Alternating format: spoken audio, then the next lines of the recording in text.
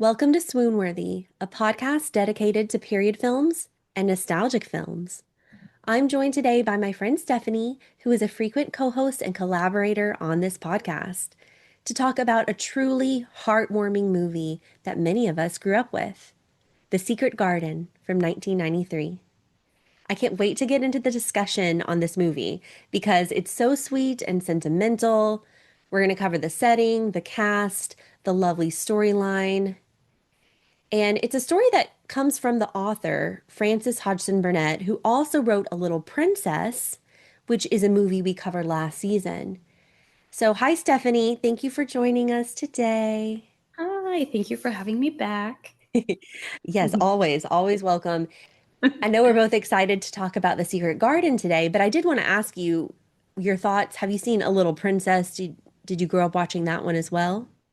I did, yeah. I had both of them on DVD until just recently. I think I donated them, which I regret now. But yeah, I loved both of the movies growing up. I feel like this one, The Secret Garden, maybe I watched a little more frequently, but I loved them both, and I do remember reading both of the books as well.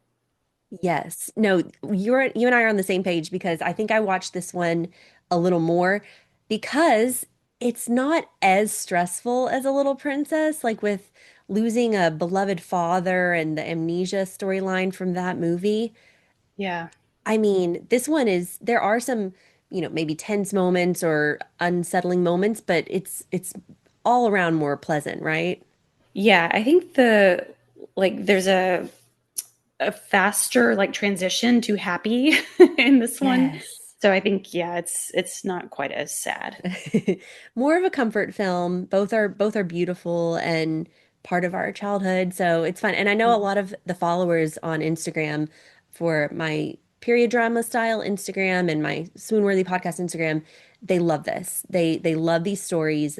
They always talk about it and reference it in comments and such. So, yeah, it'll be a fun conversation.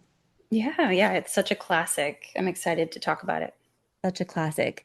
So I want to start off by talking about the setting, because we are a podcast dedicated to films and series set in different time periods, historical time periods. This is set at the turn of the century, so 1901 specifically, which is really a transitional time from the Victorian era. Queen Victoria herself died 1901 into the Edwardian era, which is, both some of our favorites, right? And I Mm. think I think there are elements of both of these time periods in the film. Like you get some of that neglected, sickly children vibes of the Victorian era, Yeah. right?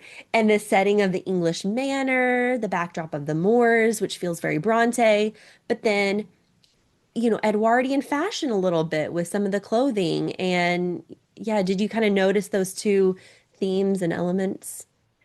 Yeah, I think what's cool about this movie is that I'm sure it is accurate to some extent. Like, I'm sure they did really, really think about this and work to have those influences. But there's also an element to it that feels like you don't know what time period it's in. Ooh, yeah. And you don't focus on the costumes very much, which I think, sometimes we love showy costumes. We absolutely love those. We talk about them a lot. But sometimes in a movie, it's kind of cool to not even think about that because you're just so lost in the world. It feels real, and you know they're not exactly having a great time in a lot of the parts of this movie. So I just thought that was kind of interesting how you really can't quite tell what time period it is.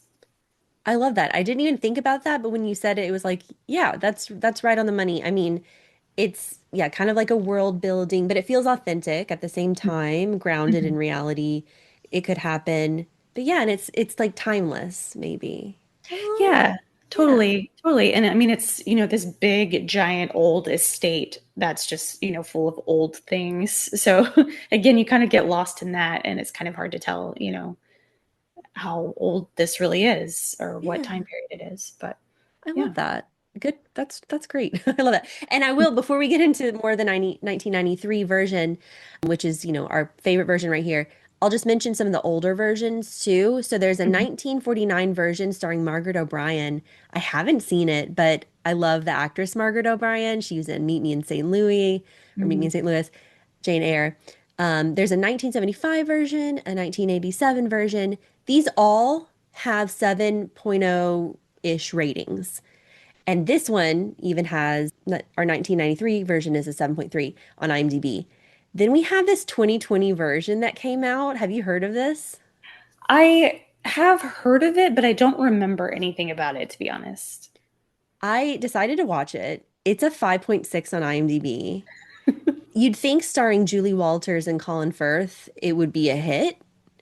It's very lacking in the same quality of this film, in my opinion. And it's set in the 40s. Oh, weird. And it's, yeah, it feels very 1940s. There's CGI usage throughout. It's just like, it's not, oh, it's not there. That's bizarre. That's so weird. Why do we keep remaking things? Yeah, you're right with Colin Firth and Julie Walters. I mean, that's a big draw, but Hmm. wow. Yeah, that's crazy. Yeah, they changed the storyline a lot. It was just like, it was a miss, in my opinion, unfortunately.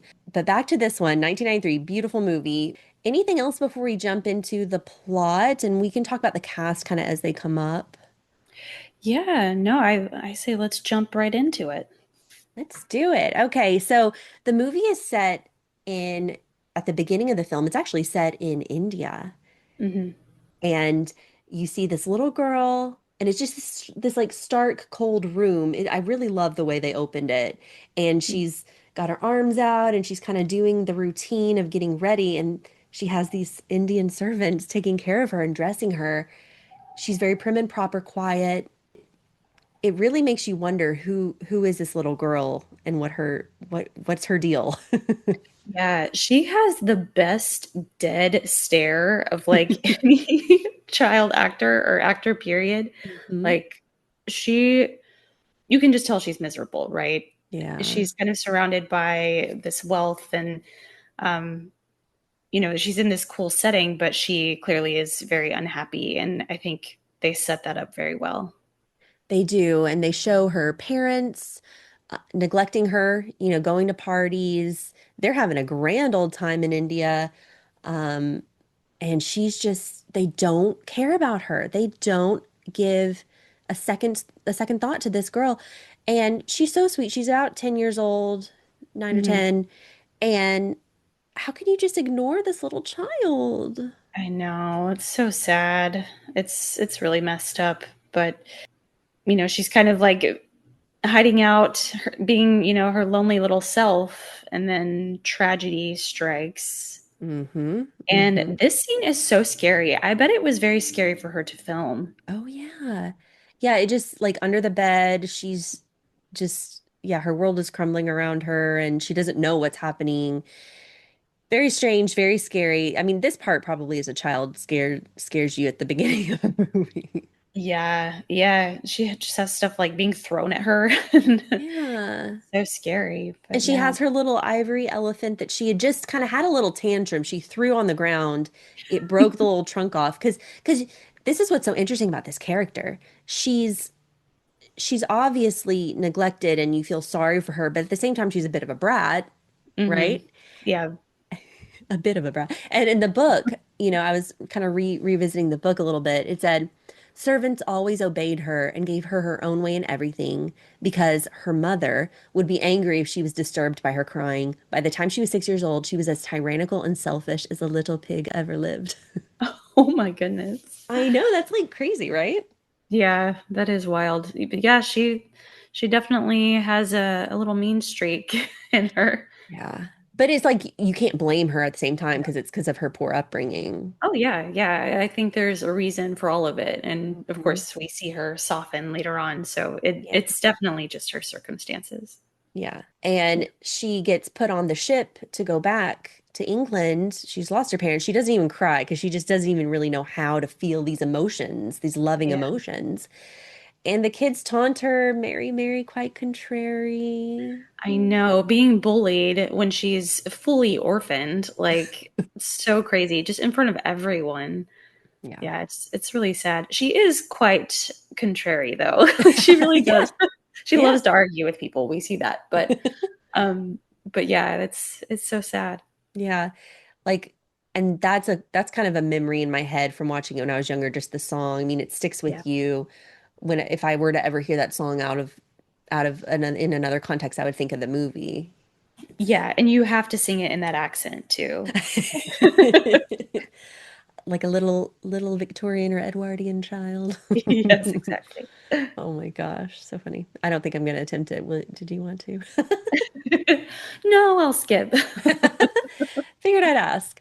So yeah, and no one comes. I mean, it just the sadness kind of happens even more because no one comes for her until it's very late. She's just alone in the train station again. Like, but she almost like she's resigned to this fate at this point. I feel like she's Mhm. not showing any emotion because she knows this is like typical. Yeah, yeah, exactly. She's just used to it and she doesn't know these people really. So I don't know that she's really excited or anything. So, Right. but yeah, it's so so sad. Poor And then thing. in comes one of our faves. I mean, we're going to talk about Dame Maggie Smith throughout this podcast. I mean, but her entrance, yeah, and you're seeing the little girl in the foreground and then she's coming from the back, in her heels and her lovely hat, but then the rest of her is like all black and she just it's very Maggie Smith. I don't know, because from a room with a view, which we covered, she's a little bit priggish there too. Yes.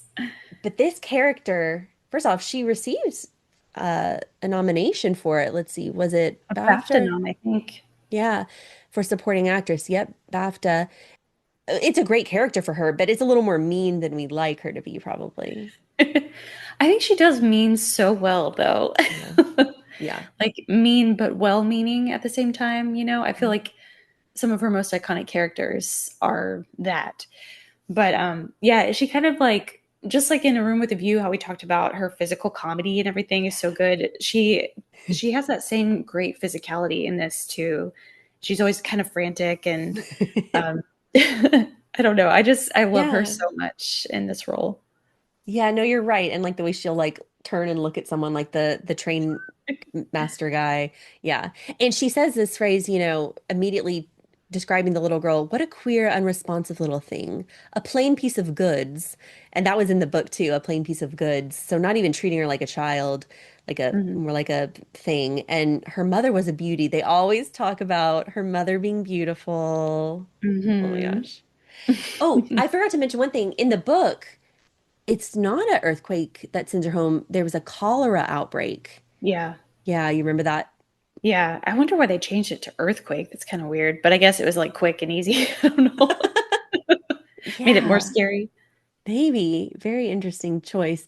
But yeah, so her mom had died of cholera, but and her father and everyone, but either way, she's an orphan, but she's always going to hear about her mother being a beauty and kind of we learn too that her mother had a twin sister Hmm. and she's going to stay with her uncle. So Hmm. the man who married the twin sister of her mother, it's a very like not even blood relation. Yeah. So, Yeah. It's a very like lonely thing. It's nice of him to take her in for hmm sure. hmm But yeah, it's crazy. The way that she talks to her back to Maggie Smith hmm just immediately like bullies her again. It's like her second time being bullied that day. Um, it's that's her introduction to this sort of cold place that she's going to. Yeah. Yeah. And I wonder too if she still just thinks like, yeah, this is what's gonna happen with me for the rest of my life. These horrible cold people, and I'm gonna be cold because of it. Yeah. So Miss Medlock, yeah, but because it's Maggie Smith, you also want to love her, and because she acts the part so well, you love her. But then, and she's not Miss Minchin evil from Little Princess in my eyes. No, definitely not. Like you can tell she cares very deeply for Colin later on. She does care, but she's just kind of like, this is an annoyance to me. I have a lot going on, and now I have this little girl that I have to take care of. Yeah, yeah. You can't blame her. Yeah, yeah. And she brings her home, and then we get to see this new English manor from this little girl's eyes, who's had such a different upbringing in India the climate's different. The surroundings are different, the people are different. I'm sure she's freezing. Yeah. Yeah, Yeah. for sure. It would probably be a very, very rude introduction to this place because it's so like foggy and gross. Yeah. And these huge rooms, like her bedroom, I always loved her bed. I mean, she has these little steps to go onto the giant bed. Yeah. It's just huge ceiling. It's just so wide and expansive. And the cinematography is great because you get that. Like when Miss Medlock comes in with the tray, maybe at the beginning with the porridge, she's so far away from her. And this is where Mhm. she's like, uh, you know, get dressed, get up. And then she's like, but I'm still in my nightgown. Who's going to dress me? And then she's like, how dare you talk to me with such disrespect? I mean, there's just this battle between them already, this conflict.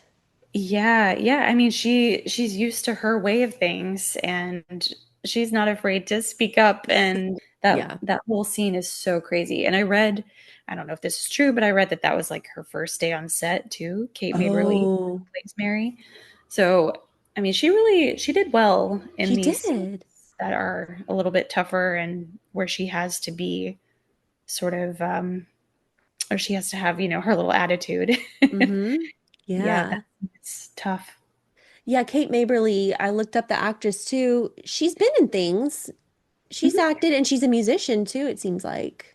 Oh, that's cool. Yeah, she Yeah. was in Finding Neverland, which we recently just talked with each other about. But yeah, she's been in a few things, not a whole lot, but this was definitely her biggest project, I think. Mm-hmm. Yeah. Real quick, you mentioned the cinematography. Yeah. Was Roger Deakins, who is a legend.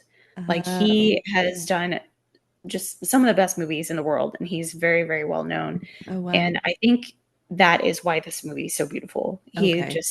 He is next level. And as I was watching it, rewatching it, I should say, I was just like struck by how incredibly beautiful this movie Mm-hmm. is and Mm-hmm. how well done it was. It's very sophisticated. It It is is. kind of a children's movie, right? But it has like this incredible cinematography and production design and everything. And Mhm. just wanted to shout that out.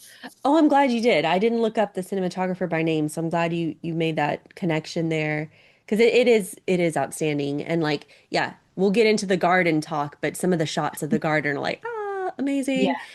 And then back to this room, I did notice the Hunt of the Unicorn tapestry in her room, Hmm. which is pretty cool to see. So she goes and she explores. Who's not going to explore in this little room, in this big manor? Like, you can't Hmm. keep a little girl secluded in her room, even though that's kind of what Miss Med wants her to do, I guess. Like, I don't know, stay put. Yeah, she was like, there's like 100 rooms in this house and none of them are yours. Yeah, so she goes wandering in her nightgown and her crazy hair because no one helps her. Yeah. And yeah, it's she's so brave to go exploring in that house. I would be scared. I know. I think so too. But she does it and she winds up in her aunt's old room and sees pictures of the twin sisters, her mom and her aunt, beautiful, beautiful women. And she finds the little sister elephant, ivory elephant, which we learned she kept. Yeah. Oh. So sad. And then the key, the Yep. mysterious key. What's the key to? Well, we'll find out. It's beautiful too. It's like this large skeleton key. Yeah. What So a dreamy mystical. key. So dreamy. They probably like, can you imagine the people in the movie trying to find the perfect one? Yeah, and they're like, I found it. I found our key. Such a good set piece. I wonder who ended up with that or if it just got discarded. And then she goes back to her room because Miss Medlock finds her and is like, I'm gonna box your ears if you ever come out of there again. It's like, whoa, lady. Then we get Martha. I can't wait to talk about Martha. We love Martha. Martha is the best. She's honestly like the sweetest, most fun-loving character. She's like if Daisy were not annoying from Downton Abbey. I don't know. Yeah, she's got that great northern accent and yeah, she's just so great. And I think this is like Mary's first introduction to like a sense of humor and Yeah. like someone who is just kind. She doesn't Yeah. know. And like a bit of like joking around, like, do you want black, black, black, or black? She's like, are you blind, you crazy Like she just doesn't Yeah. even understand. They're all black. It's like, oh, yeah, she said that. Yeah, it's So so funny. funny. And she just like, she's not bothered by Mary's disposition at all. Like, she Yeah. just, keeps going. She's like, well, sure, Yeah. I'll do you, I guess. Yeah, she's so cheerful, so sweet. I love this character and this actress plays her so well. This is a scene that I core memory from my childhood is when Mary gets up there and she stands with her arms like, trust me. And it's Yeah. so funny. And again, yeah, Martha doesn't even like act too bothered by it. She tries to maybe go and help her, and then she goes in for a tickle. Yeah. I thought all girls like to be tickled. Like, what? Actually, no, Martha. Most of us don't. That made me laugh out loud because I'd totally forgotten that part. Oh my gosh. But I remember getting dressed because I think my mom and I used to like pretend to act that out when I was little. Oh my gosh. That tracks. I know that does sound a little like this little spoiled me maybe, but It does. I yeah, You were probably probably like just a lighter version of Mary at times in your childhood. That's what I imagine. probably a little bit sadly getting a little yeah, maybe I shouldn't have said this on the podcast, but no. I'm okay now.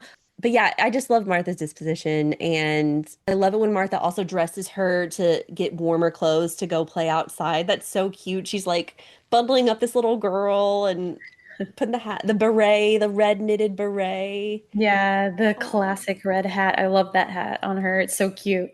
it's so cute. And she's like, who am I to play with? And she's like, I don't know, like Martha. And then she references her brother though, Dickon at this point. Hmm. Love Dickon as well. Yeah, we love Dickon. He's so cool. He apparently can talk to animals. He loves them, and they follow him around everywhere. And yeah, he's the best. Yeah, these two siblings, Martha and Dickon, like amazing. Yeah, they just want the best for everyone. Like they're so not selfish, and like they really do just care. It's so sweet. Oh, I I'm love sure we'll them. at the end, but Dickon clearly is he's so selfless. Oh, I know. He's amazing.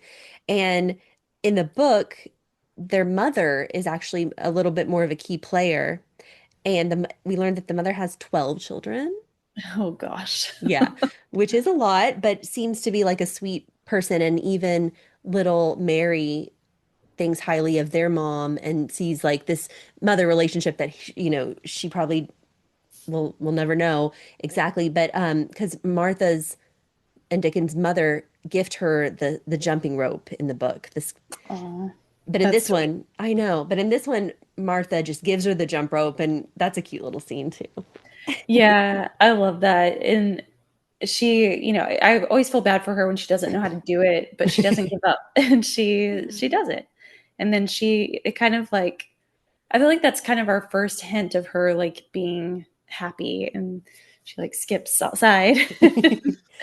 Yeah, yeah, and as you said before, there's a quicker transformation or transition to happiness in this, which is very welcome. Also, when she's outside playing, she's wandering around, seeing some of these garden-like areas, and she sees a little bird, a little European robin. So it looks So different. cute. Yeah, it's so cute. And it looks different than our American robin. Yeah, they're very cute. They're a little more round, they're smaller, but yeah, I love their robins. Yeah. And stuff. You know about birds more than me, but uh I mean this is a real bird that they trained. It must be. I didn't read anything about that, but it's a real bird for sure. It's not like animatronic or anything. Yeah. So, yeah, they probably were just like filming birds in the garden and found really good shots. Okay. But maybe they did train one too, because there's a lot of animals in this movie, so they probably did have some really good trained animals. But Yeah. yeah, it's so cute. It leads her to the garden. I know. And this is also in the book. And then I also read that the author, Frances Hodgson Burnett, when she was writing in her garden, she had like a little English robin who was always near her or something, or maybe one or two, but she thought it was this one English robin and said, it's like a person, not a mere bird. And so you can see where she got the inspiration for this story. Yeah, that's so cool. I love that. Yeah. Yeah. And I feel like the red orangey red neck of the robin matches her little beret a little bit. Yeah, it kind of does. I wonder if they took inspiration from that. Yeah. But it's also just a color that kind of stands out in like the brown of everything. Yes. And so she's meeting the bird. She's meeting this older man with a wheelbarrow. Ben Weatherstaff, we learn is his name, who I was like, this guy looks so familiar. And so I looked it up and it's Maurice from Ever After. Yeah, I love that. Yeah, I couldn't place where I had seen him either. But yeah, oh, I love him. He's Hmm. so cool. He's mean in this though. Like he's not very nice in The Secret Garden. Yeah, he's a little gruff. Later, he calls the little boy a cripple. That, but that's from the book. He's a little gruff in the book too. But deep down, I think he's nice, kind of thing. Like he just doesn't really know any better. I don't know. So he even references the garden and like that's where the lady died. The uncle shut it up and ordered no one to go in. We learned that her aunt died 10 years ago. They say he's cursed. And she also just talks about in the book and in the movie, I've never had any friends. And she feels like the old man could be a friend, Martha could be a friend at this point, and the bird even wants to be her friend. So we're getting a little bit of hope for her. Yeah. Yeah, it's kind of cool to see that she has a little pep in her step and does have some hope and wants to make this a good thing. You know, she's not just moping around in her room. Right. She spots Dickon during this scene too and chases after him, but he kind of is being really secretive and runs away. And the robin shows her the door eventually. And I love how she puts two and two together with the key, like Mhm. with like measuring with her little fingers. And Mhm. like this could be the key could fit into this lock of this mysterious door. Yeah. Yeah, there's a little hint of magic in this movie, in this story. And so I think that's kind of what leads her to put those two together. And she's like, Mm-hmm. oh, I know exactly how I'm going to get in here. And I know that I need to get in here, you know? Mm-hmm. Oh, I love that. Yeah, there's a like an underlying like magical quality, but very realistic too. And Hmm. you know that I know it's like a TikTok or Instagram trend or whatever. This is where my lore started. Like Yeah. this movie for me, I feel like is very much that. Like the wanting to find some mysterious something in a manor or in a garden. Um, I don't know. It's just I love it. And like very Alice in Wonderland, very I don't know. It's just wonderful. Yeah, it really is. It's such a cool thing for a kid too, or for a little girl, especially because it's not like, it's not like a princess who's getting married or something like that. It's just a little girl who finds something that brings her joy and she Yeah. like digs in and she makes it beautiful with her friends. It's Yeah. really cool. It's like a simple story. It's realistic. It Mhm. gives you hope. And yeah, like that's, something to make you happy in life is just finding your little spot in paradise and gardening and oh, it's so sweet. It's so Yeah. lovely. And then you kind of think like she's gonna grow up to be a little gardener, English woman. Maybe she's married to Dickon, but we'll get to that later. That would Well. be cool. Yeah. Oh, yeah. So she goes into the garden. She gets in there. She pushes the door open, and everything's a bit overgrown. It's still winter time at this mo point of the story, but she sees a little sprout, and she has good instincts. Like, let me clear away this brush to let the sprout Hmm. grow. And that's in the book too. She has like instincts of being a gardener, maybe, which I don't have. I know, I don't either. I wish I did. She ends up going to Dickon at some point and meeting Dickon, and he's there. He's got, I think it's a crow on his shoulder, Mhm. not a raven. And those are smart birds, crows. Very, yeah, Yeah, very smart. And they can talk and yeah, yeah, they remember people very well. Yeah, they're so cool. so cool. And instantly, you just love this little boy. He's so friendly, so sweet. He he even gets married to Pet the bird, and like there's this instant connection between them. Maybe even a little flirty, which is weird because they're so young, but it's Yeah, sweet though. It's not bad. right. Yeah, it's not too gross, I guess, but it's yeah, it's very it's it's so magical just like how sweet he is, just like Martha. But I think he just wants her to be happy, and he just wants to share with her. And he seems to have a lot of time. I guess he gets paid to work there. I don't know.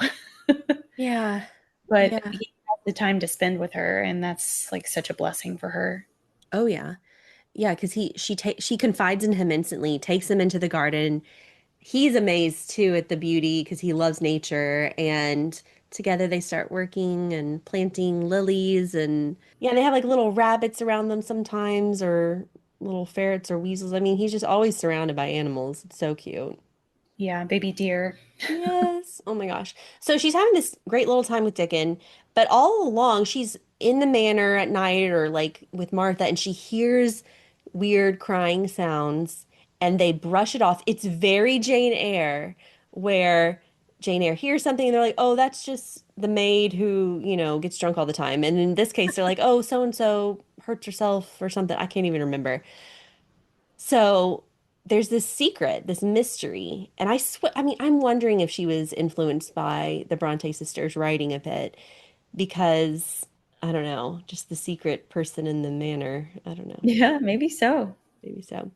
And she eventually finds Colin, her cousin, her little Yeah. invalid cousin. But he's not even an invalid. He's a little weak and It's so crazy.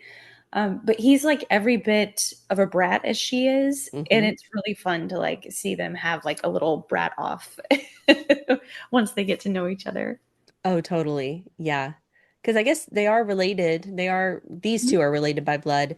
And there's some little selfish, quality.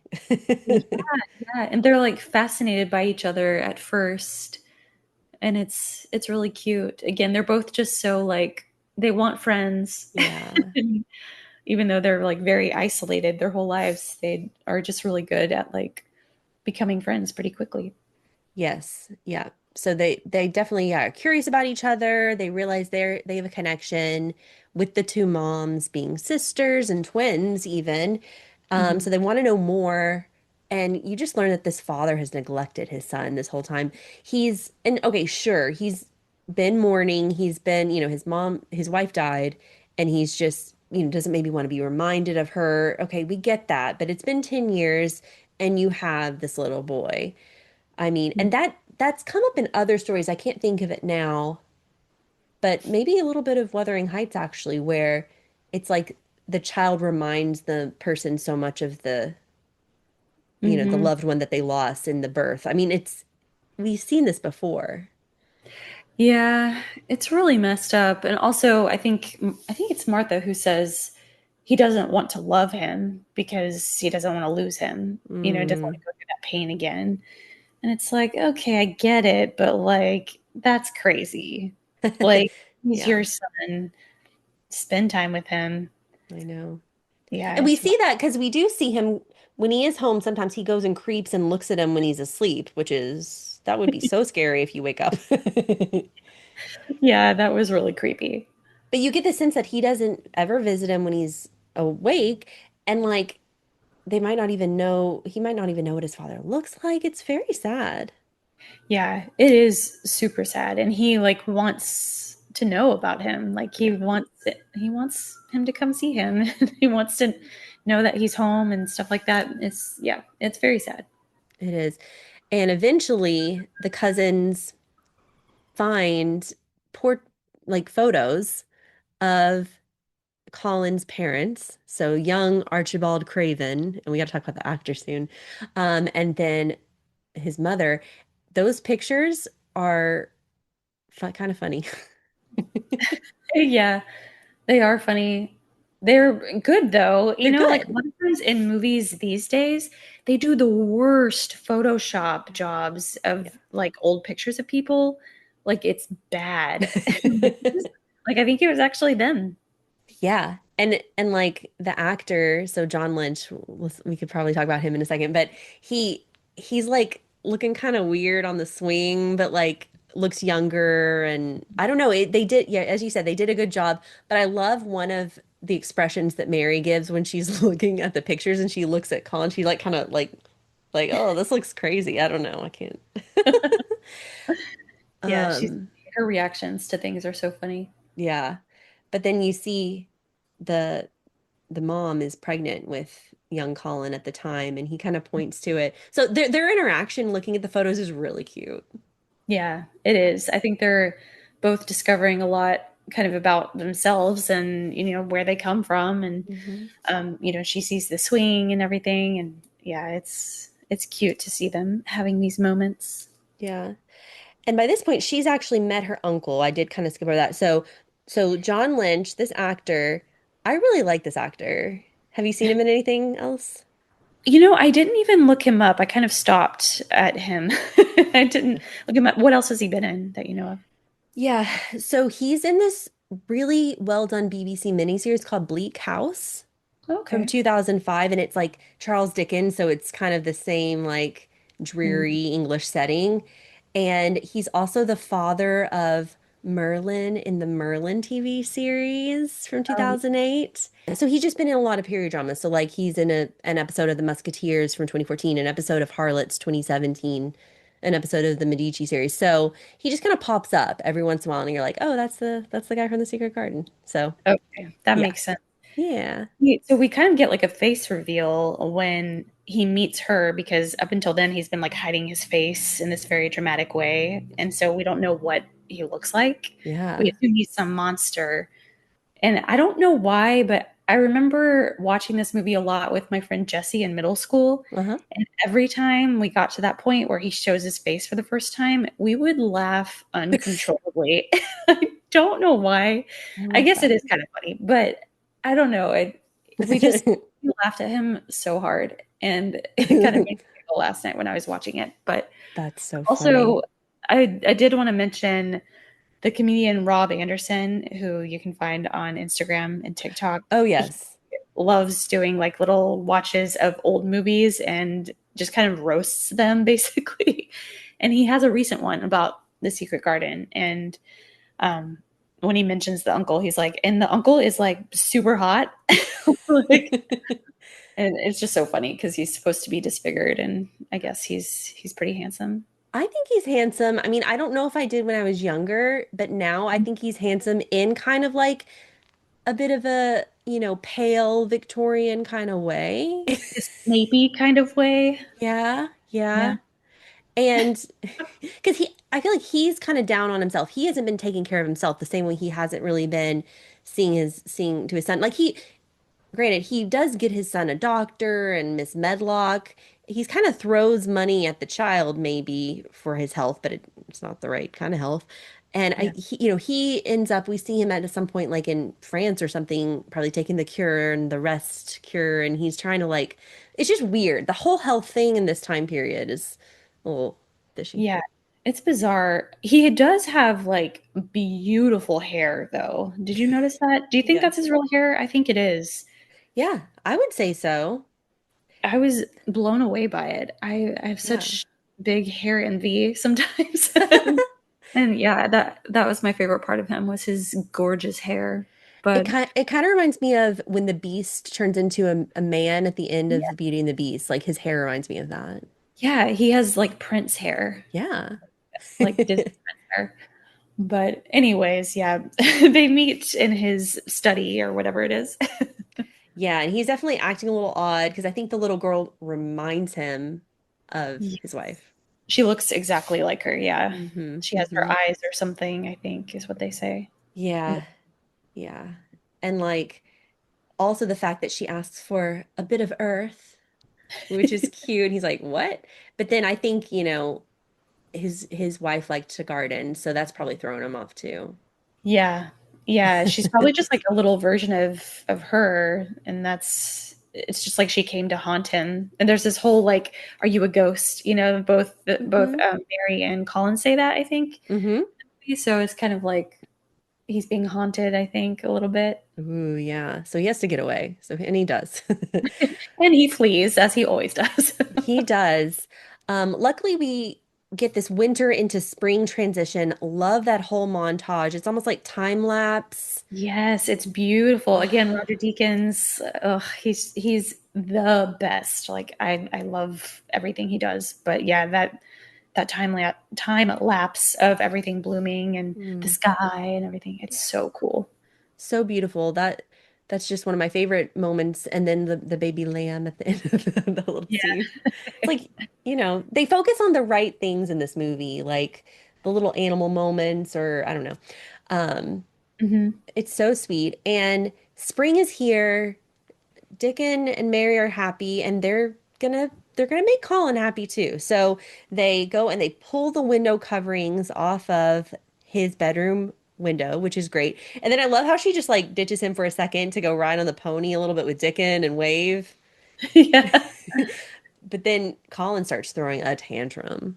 Yeah. She like didn't give any thought to the fact that he might be kind of scared of sunlight or like have a reaction. Yeah, that's true. I guess I didn't think about that. It's like he is overreacting. But no, you're right. Oh, and the spores, the spores. The spores, I can see them.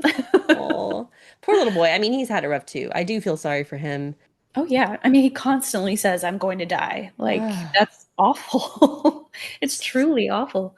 But yeah, that tantrum, that's one for the books. And who comes in to save it but little Miss Mary? Yes. Yes. And she turns him over. She checks his back. She's like, there are no lumps. Like you're just skinny and weak and oh my gosh. Yeah. She's like, y'all are all stupid. Get Yeah. up. We're going outside. Yeah, she knows that the sunlight is going to help him because she probably sees Dickon, who is just thriving outside, outdoors with nature, Hmm. right? And she wants Colin to be more like Dickon for his own health and well-being. So, yeah, I mean, she's smart. She's like instinctually smart, I feel like. Yeah, she is really smart. Like, Mhm. clearly she is. And I bet Colin is too. I think they're kind of on the same level in a lot of ways. But yeah, Mhm. she's very smart and she is speaking sense. But of course, Miss Medlock is kind of like, no, no, he's dying. You can't do this. You need to wear a mask. But it's really Colin saying, like, no, I want to be with my cousin. And it's Yeah. like the only way to keep him from screaming. So they get their way. Yeah. That and he is technically master of the house when his father's away. He kind of pulls that card a little bit with Medlock. Um, Medlock, I mean, Maggie Smith does a great bit of acting in this scene too, where she's concerned, but then she backs off when Colin speaks to her and kind of orders her after slapping Martha, which I hate that. Yeah, that was awful. I But know. she does keep her job, so it's fine in the end. But yeah, they've got a lot going on in this household. Yes. And the mask wearing, that hits differently post-COVID. Yeah, I know. I was thinking that too. I'm like, dang, it's man, we have a different relationship to masks now. Like I didn't remember that. I never probably even like clocked it when I was, younger, but now I'm like I almost had like a little reaction like, "Oh gosh, she put the mask on because she has to and like we had to and there's a Yeah. thing." And especially when she was like, it makes my face itch after like 2 seconds of wearing it. And I'm like, oh boy. Yeah. Yeah, she's like this mask is stupid and because she knows that he's not really sick. Yeah. Right, Mary. right. But eventually they get him in the little wheelchair chariot chair thing. I don't even know what to call it. And he's so commanding. He already is like Lord of the Manor, and he has the staff gathered around him at the top of the stairs.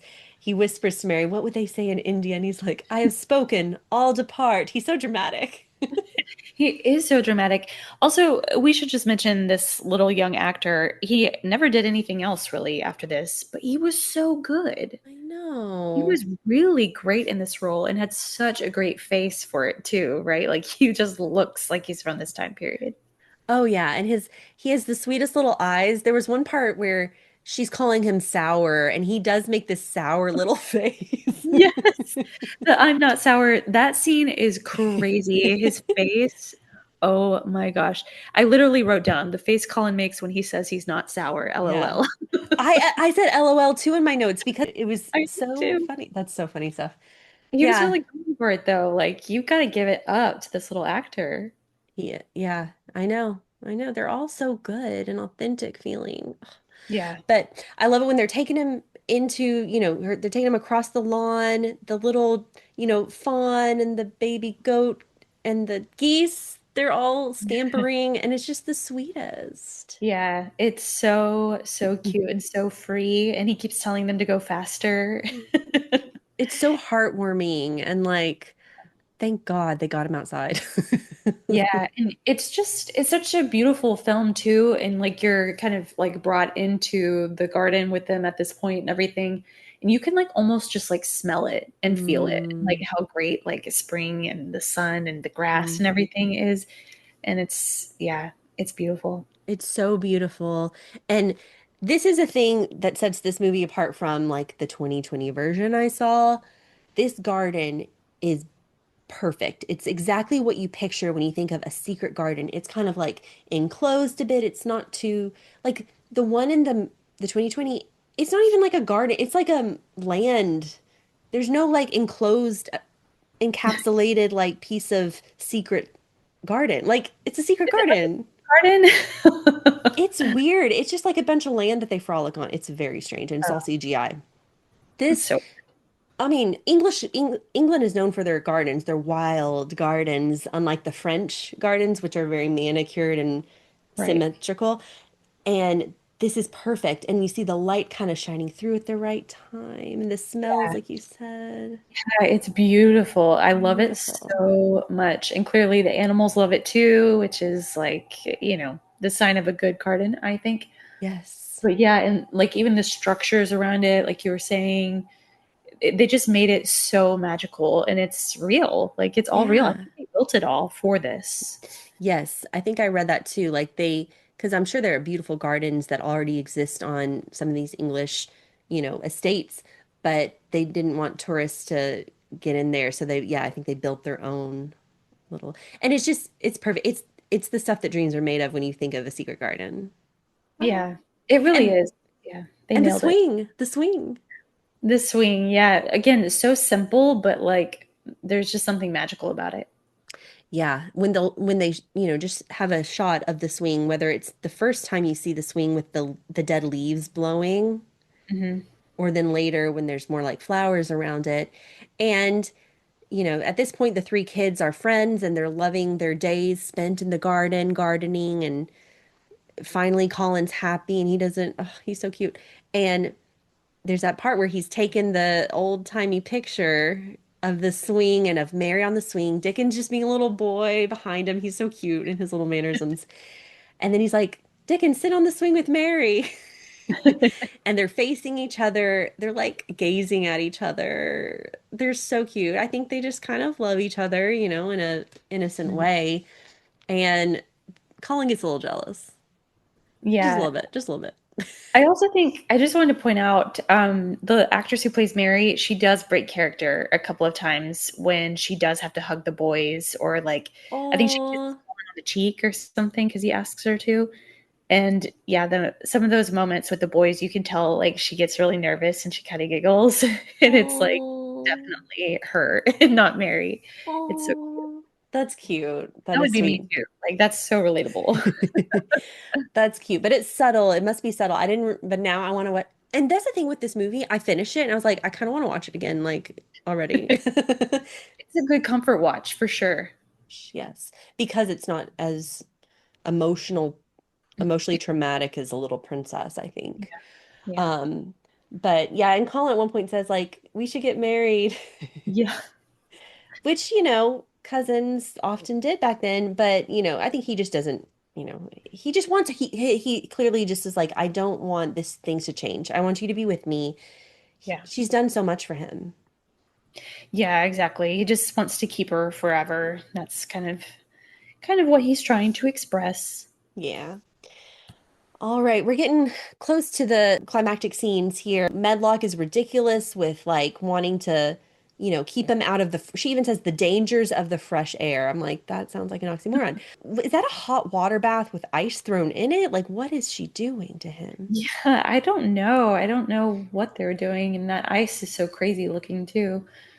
I don't know what this therapy is, but yeah, he wants his dad. He's like, this is ridiculous. I want my dad to see that I'm healthy now Yeah. and we can stop all this. Yeah. He's gonna take action here. And she's like, your legs are swollen, you don't look well. She's like opening his eyes, like she's power Mhm. tripping, I think, a little bit. Yeah, yeah, I think she's used to being in control and doesn't want to lose control and also probably doesn't want to get fired and is I think part of her does really care for this kid too, Yeah. obviously. Um, but yeah, it's kind of crazy that she can't see that he's happy and healthy. Yeah. In the book, she does kind of like, she's like not as crazy in the book. And she's kind of like, oh, he might be getting better. I can't tell. So it's a little, they maybe vilified her a little bit more in this storyline because they needed maybe like a bit of a villain. And it was Maggie Smith who can pull it off. But yeah. Yeah. And Yeah. then they end up going outside at night and doing this little fire chant sequence. Because, yeah, what do Yes. you think about that? Yeah, this is such an iconic scene. I feel like it's again like the cinematography of it is so cool. Because at the end we get this shot where they pull back and they're all around the fire. It's the best. But yeah, that chant gets stuck in your head for Hmm. sure. Yeah. And this is what kids do. They like to just make stuff up and have fun. This is very like I think Mhm. where the wild things are. Like it's just so cute. Yeah, And they're wanting to break the curse and bring Mr. Craven back, to bring the father back. So they're yeah, having this little moment. Uh like a ceremony. seance. Yeah, like a ceremony, a seance, a ritual. And then it cuts to a dream sequence, I think, at this point of the lady in the garden. She's Yes. calling Archie, Archie, and she's so beautiful looking. She looks a little Edwardian, I feel like, in this, the way I'm picturing it. And then it cuts to Archie, Mhm. Archie, Archibald, Lord Craven, whatever you want to call him, on the moors, calling to her, calling back to her. Feels very, again, Jane Eyre, this mystical quality of the moors where you can just hear people across expanses of time and space. Anyways, I gotta go visit this place. No, The right? Yeah. Yorkshire Moors. I would love to. But the I remember that so distinctly as a kid, that dream sequence and how Mm. like she backs up and Yes, she's like being pulled backwards. Oh, it's so cool. Like but it's that's just so weird. Sorry, I cut you off. I'm sorry. no, no, it is weird, but it's so I don't know, it just like it really haunts you. It sticks with you, that imagery. That's weird that you remembered it because I Yeah. remembered it too. Like the exact, like her choreography there almost. Yeah, just the quality of the movement because I don't know if it's reversed or if it's just her moving that way. I think it is just her. But Yeah. it really just sticks with you. I don't know. It's super cool. Yeah, and see, that's so strange that we both had that same kind of memory. I don't know. That just Mhm. kind of gave me the chills a little bit. But we have these, shared memories of growing up in the same time period, I guess. Yeah. Yeah. Yeah. The Oh. same little things stick with you sometimes. It's kind of Hmm. fun when you hear that other people were like Yeah. obsessed with the same little things as you. Hmm. Yeah, and I feel like that comes out on Instagram so much nowadays, like the Yeah. TikTok nostalgic. too. Yeah. Yeah. It's, you find like your same little weirdo people. It's the best. Yeah. Yeah. This is one Kayla loves is there's this one where when kids are playing in the pool, everyone at the same age who used to play in the pool in the 90s, they would go down and like put their hair back and be like, I'm Martha Washington. Did you ever? I don't know. I'll send you that one, but it's like everyone did it, but like we were like all across the country. None of us knew each other. Okay. Yeah. I love stuff like that. Anyways. Okay, so he comes back. Lord Craven comes back. He's called back in a sense, if you want to think of it in that mystical sense, Yeah, right? their spell, it worked. That's the way they make it look, is Mm-hmm. that the children got through to him, right? Yeah. And in a sweet way. It's like not super creepy. It's more like a sweet creepy. I don't know how to say it. No, it's cool. I love it. Yeah. And Lord Craven comes back and talks to Medlock like, where's my son? And I love her. She goes to the bed where there are like pillows maybe, and she like looks up at her and was like, he's supposed to be here. Yeah, she's freaking out because she clearly has not been doing her job well, or you would think she would know that he was outside at this point, but maybe they were really good about sneaking around. I think so. It's a big house, man. Oh my Yeah, gosh. And true. yeah, there might have been some secret doors or something. There's also apparently a tapestry there that's like um no, sorry, Edward the Seventh. Yeah, you read that or caught that? Yeah, I thought that was cool because he was like a sickly prince. yeah, sickly little boy as well. Yeah, it's almost like they're trying to make this boy sick. Yeah, yeah, it's so weird. So weird. But then they go to Mary's room. Mary's not there, and Medlock is blaming Mary. And he's like, she's just a child. I left you in charge. So props to Craven for standing up for Mary at this point. Yeah, she fully is blaming Mary. She's like she's causing chaos and everything, and yeah, and then Martha is very brave and speaks up and she says they might be in the garden, Mm. which is where they are. Yeah. Duh. Yeah, you can't leave like a mysterious little secret something. I mean, the kids are gonna find out, like, come on. Yeah. That's what kids do. And Lord Craven finds his son in the garden, and this was also like a good memory from the movie, like growing up with it and then coming back to it. It's like I know it's gonna. I remember the scene. He's Yeah. blindfolded. They're playing like that game, Marco Polo or Dead Man's Bluff or something like that. Something like that, blindfolded. It's intense. Yeah, it's a little creepy. And yeah, uh, he's waving his arms about. And the other two, Dickon and Mary, they kind of hang back for whatever reason. They're hiding probably. And it's Hmm. just the perfect time for Archie. We'll call him Archie right now. He comes in and he finds his son. And they have this moment where they interact for the first time and the hands, going to the face. And it's just, oh my gosh. Yeah. Oh, it's so cool. Yeah, because it's kind of like their first time like really seeing each other as they Hmm. are. So it's kind of cool to do it in that way. Hmm. Um, but yeah, this it kind of reminded me of like when we watched A Knight's Tale and we talked about that, about Oh, like the reunion of the father and son and how emotional that was. For some reason, I was reminded of that with this aw. scene because it was a really sweet reunion. Yeah. No, it really is. And there's, nothing but love for the father for his son at this point. So I'm sure he's just regretting time lost. He's regretting maybe things, but he's happy at the same time to see his son this way. Hmm. And we didn't even talk about how, Colin eventually is like, I'm going to start walking because, at first they wheel him into the garden, but then he decides to start walking and he's kind of encouraged by the little animal who learns to walk. Yeah, it's so sweet. And then Mary and Dickon help him and encourage him. Mhm. And yeah, he pretty quickly is pretty good at walking. Yeah, they've been stimulating his little leg muscles with that little shock, so maybe it kept him a little able to Yeah, walk. I don't maybe so. little machine. So eventually, you know, Colin and his father kind of go off to the side to show Colin wants to show his father things. He's very excited, and Mary runs off. Dickon runs off after her, like, he cares for this little girl. Like, why are you upset? And I kind of, how do you interpret her reaction at this point? Doesn't she say nobody wants me? I think so. She says something along those lines. But basically, Hmm. she doesn't have anyone who loves her, but all of a sudden, she had these two boys who she loved, and Cullen is her family.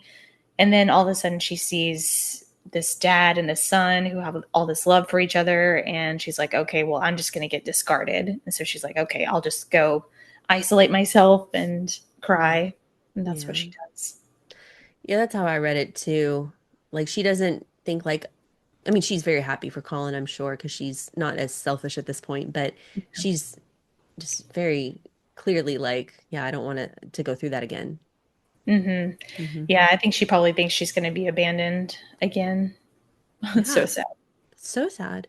But then the father of Colin, her uncle, comes over and you brought us back to life, Mary. It's the Hmm. symbolism of like help, helping this little boy grow and then Mary helping the garden grow. I mean, she does have a magical quality to her. Yeah, she does. I think it's kind of cool that, she sort of, you wouldn't assume that about her. She's not bubbly and, Mhm. um, necessarily a sweet girl at first. She has Mhm. a bit of a hard shell, and yet she's capable of so much. And Mhm. it's a really beautiful thing to see. It is. She's a beautifully written character, and Yeah. they translated it very well into this story. They really captured the essence of the story, I think, and it's so sweet. And so then the three relatives hug on the moors here, and I love just Dickon getting on his little white pony in the back, and Uh, oh my See, gosh. so selfless. Like he knew he was like, okay, this family's having a moment. I'm gonna exit. He was watching and he was like crying and everything, but Oh yeah. yeah, it was so sweet. And he was like, okay, I'm gonna take my leave now. And again, it's just like, oh, it's so sweet. Like he's such a good person. I love him. I love his character. And Martha. We don't get enough Martha in the latter part of the story. I'm Yeah. glad we get her in the beginning though. And yeah, Dickon rides over to tell like the staff, to tell his sister, and then the rest of the staff come. Miss Medlock comes. They open up the windows and they are amazed because they see Colin walking because he had been keeping it a secret from the staff. He Hmm. wanted to show his father first, which I thought was sweet. And there's the three relatives coming across the lawn And he's and like waving at them. yes, and the little jig, little Mhm. the little j- Yes, he does a little jump. I love that moment so I much. did I don't too. know. It's so He's cute. so cute. It's it's cute and it makes me laugh out loud. I mean, like, oh my gosh, a little jig, a little um and yeah, it's a happy moment and even Miss Medlock, she even seems happy now. Yeah, she starts crying and everything. Yeah. Yeah, it's like they're all united and hopefully she's nicer after this. I think so. I think this might have warmed her heart. She seems like a character who could change, right? With the right Yeah. circumstances. She wasn't beyond change like Miss Minchin. I'll always relate her to that because that's such an evil character. Like Yeah. she just kind of was in a controlling sort of state of mind and yeah. Yeah, I think so. It's probably just anxiety fueled, And now the the man of the house will be home more often and they're probably going to be playing and laughing and it'll Oh. just be a lighter feel in their lives. Yes, it's so wonderful. It's a perfect happy ending. And then I love the ending scene and the ending voiceover as well. The spell was broken. My uncle learned to laugh, and I learned to cry. The secret garden is always open now, open and awake and alive. If you look the right way, you can see that the whole world is a garden. Aw, so beautiful. It's a simple story. It's a simple ending. Like Mhm. at because we're so used to these tragic stories, sometimes when I'm watching this movie, there's a part of me that's like, oh no, this is going to end bad. Like the little boy's going to die or like something bad's going to happen. Right. Yeah, we're so And for, conditioned to that, I feel like. yeah. And for it to just end so perfectly happily and everyone's together and you can just, yeah, you feel like the story's going to go on, as you said, with a happy household. And eventually Dickon and Mary are going to get married despite their class differences. Yeah, they don't really seem to care too much about that. It's not like she has money or anything, or maybe she does. I don't know. But I we don't don't talk know. about that, and I love that. Yeah, I don't know. I just think they're the cutest. And Linda Ronstadt's song at the end, that was interesting. I don't remember that at all. I do. I You do? remember, yeah, because I don't know, it's just so iconic. Like the shot of the Moors Yeah. and that song. I don't know, it stuck with me. It's a Yeah. good one. I mean, Linda Ronstadt has an incredible voice, but it's kind of a haunting song, which goes along with the movie, I Yes. think, really well. Yes, it's like very ethereal. It was sweet. I like listened to it, with the end credits that time. I was like, oh, I kind of remembered the Moore shot, the pullback, but I didn't remember the song at all, the Winter Yeah. Light song. But and there you have it. We went through the whole movie. I mean, how sweet, how wonderful, how nostalgic. Yeah. Yeah, it really is nostalgic. I remembered it so well. Like, I think you probably know from talking on this podcast many times, I don't remember things very well from childhood, but I remember this movie really well, and it always had an impact on me. The book too. Mhm. I remember reading and remember loving. Hmm. And yeah, I just think it's such a magical kids story and such an incredibly well-made movie too. We did talk about costumes a little bit, but Ken Crouch is the costume designer who has done like literally everything. Like he like Pirates, a lot of Avengers movies, Inception, Bridgerton, Wow. like he's done everything. And then we talked about Roger Deakins doing the cinematography. I feel like, and I could be so wrong here, but I feel like children's movies and like children's stories aren't given this sophisticated treatment anymore. Yes. Yes. And like it was just such a beautiful movie, so well done. Yes. And they like clearly put so much into it. And I just really appreciate that.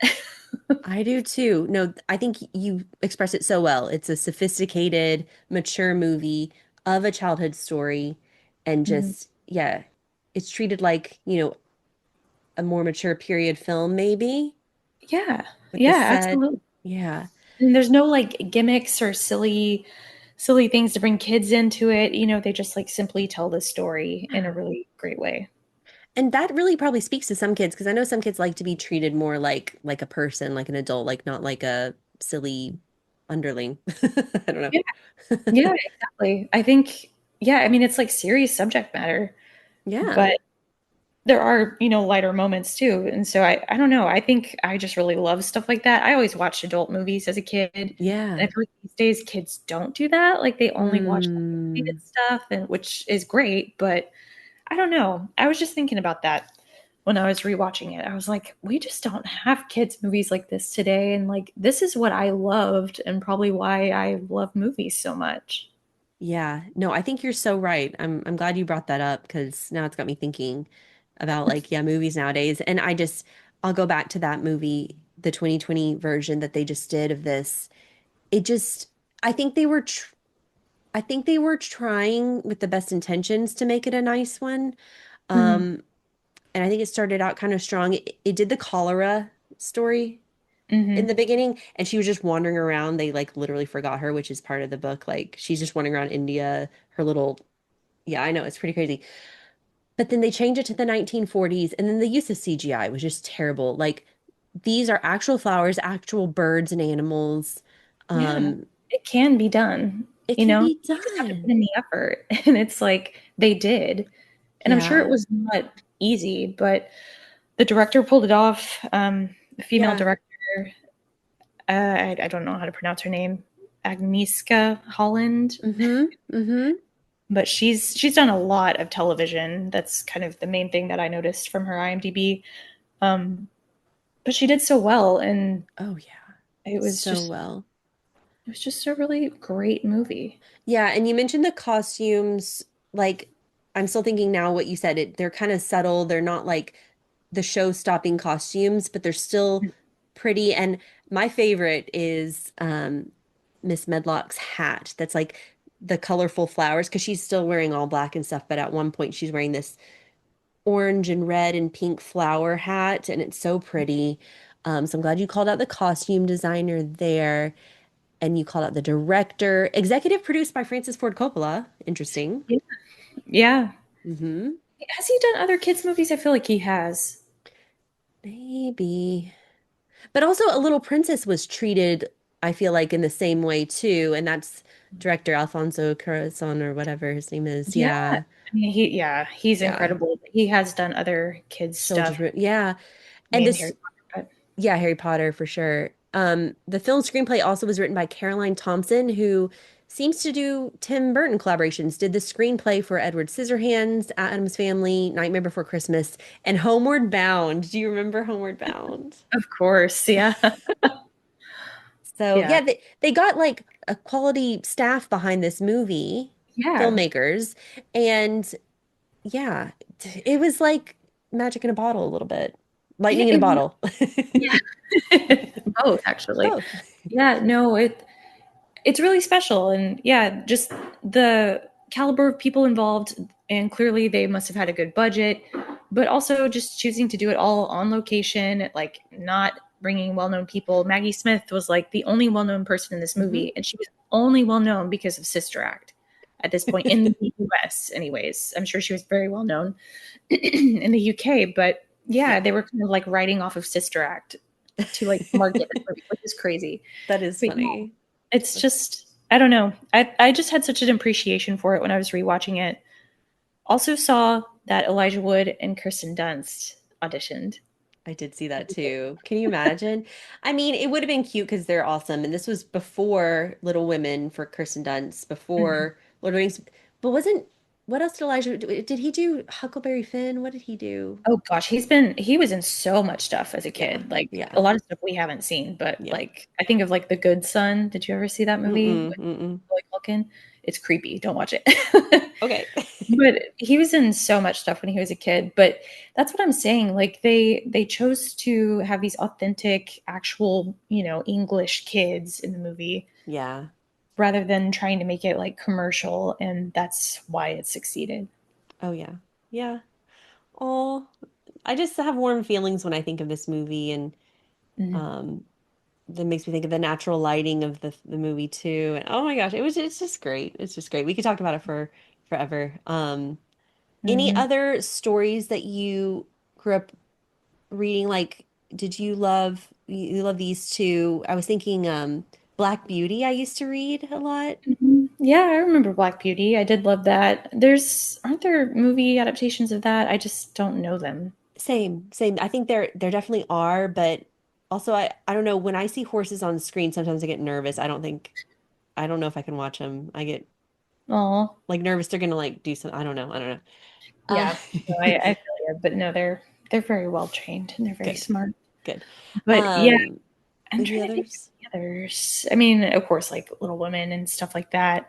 I was a big reader. Like that's all I did as a kid was read. So I was reading like, I like fully outread my library in elementary school. Oh. Um, so I'm trying to think of like my favorites, but Did you ever read Dr. Dolittle? so Dr. Dolittle was my favorite book for Hmm. a very long Mine time. too. Like it was, I didn't know that about you. Yeah, How I did know. We we? never talked about this. I wanted to work with animals from very early on. Like I always knew what I wanted to be, and because of that book, I always said I wanted to be a naturalist. Like Hmm. that Hmm. was that movie or that book. Sorry, not the movie. Definitely not the book had such an impact on me.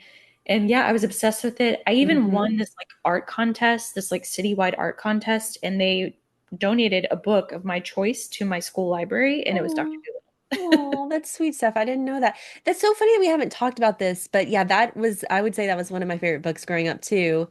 Like, I remember it was this pink book, my version was, and I just loved the story. It was so, and the characters and the animal. I mean, yeah, I mean, Yeah, you and I both have always bonded over animal stuff too. Of course, you made it more your career, of course, but yeah, that's so yeah. fun. Polynesia, the parrot. And Yeah. the glass shell of the snails, the sea snails. Yes. Yeah. Yeah. Yeah. Man, that's so funny that you asked that. I loved that book. Hmm. Also, Peter Pan as a book Oh yeah. is so good. I really loved the Peter Pan book. And then we got the great live action adaptation Hmm. later on in like 2003 or something. Yeah. Yeah. Uh, love Yeah, that. so yeah, there were even I think early 2000s even had some good adaptations in movies for sure, and then it's just gone a little downhill from Yeah. there. Um, and then I feel like there's one other, oh, and then my favorite movie, which is also a book, but I grew up watching Pollyanna is one of, did you ever see Pollyanna? No, well, actually, yeah, I'm sure I have seen it, but it's not one that I loved or that stuck with me. But I know a lot of people do love it, like that and Anne of Green Gables. I kind Hmm. of like Hmm. picture the same. They're kind of Yeah. similar to me, but I don't know if they really are. No, no, no, they're similar, but for whatever reason, I didn't watch Anna Green Gables very much growing up, but Pollyanna, and to this day, I still watch it like maybe once a year. Oh, I love that. It's like little Haley Mills, and it's kind of like, she starts out, well, she starts out as an orphan too, and just makes the town like happy and fall in love with her. The town is very unhappy, and she's the sort of spark in the town. But Haley Mills is just such a good job. And like these period films are why I love period films now too. Oh, Like, for sure. yeah, Yeah, yeah. we had so many good ones. And you had mentioned like Huckleberry Finn or something. Mm-hmm. We had like Mm-hmm. Tom and Huck and like Mm-hmm. all of those as a teenager. So it feels like every stage of our lives as millennials, we had like great period dramas that were geared towards us. And Wishbone. And oh my gosh, Wishbone was like the ultimate period drama actor. I mean, yeah, I don't know. So yeah, I feel like the reason am passionate about him now, it's literally Pollyanna, The Secret Garden, Little Princess, and yeah, some of the other ones we mentioned. Hmm. It's why I just love, little girls being dressed up in those, old-fashioned clothing scenes and like the opening of this one. Oh, anyways. Okay, so I think this is sort of a movie that played a lot into our lives as far as, the nature elements of it, the period film elements of it. It's just been fun to talk about this one with you, Stephanie. Yeah, it definitely was a really fun one. I'm glad we did it. Yeah. Now I want to watch the movie again or play it in the background just when I'm like doing things. Yeah, that's a good idea. It's a good one for that. All right, well, we have gone through this journey, this magical, heartwarming, lovable journey of The Secret Garden, 1993. Thank you, Stephanie, for being here with me on this episode, and I hope that our listeners liked it. Yeah, I would love to hear if other people loved this movie as much as we did. It's such a classic and so loved now. So it was very fun to rewatch it and talk to you about it. Yes, agreed. Thank you all for listening to Swoon Worthy today, and we'll catch you next time. Bye. Bye.